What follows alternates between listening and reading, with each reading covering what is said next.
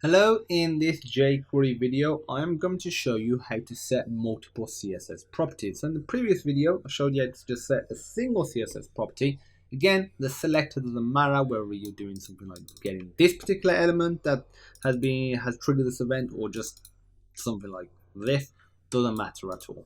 And I'll get rid of this to apply or modify multiple properties multiple CSS properties. You just enclose it in curly braces, but after the regular parentheses.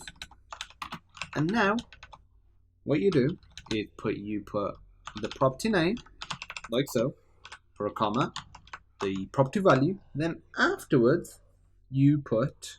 Actually, sorry, I made a mistake. Instead of comma, you put colon. When you are modifying the next property, you put comma then. So let's just modify one more.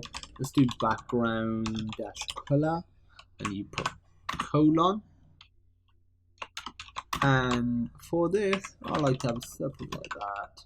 We are going to put, I don't know, what background color should we put? Let's just put red. Keep it simple. And if you want another one, put comma. Then you can put the property name, colon, and then the property value. But I'm just going to keep it simple as 2, but you can just add as many as you want. And what we're going to do now is reload. If I click it, as you can see, it's changed both properties. It's sort of hard to see the color, so I'm going to change this to white. There we go, it's changed both properties. So that is how you set multiple CSS properties using one selector. That's it. If you have any questions, feel free to pop me a message. And as usual, I look forward to seeing you in the next video.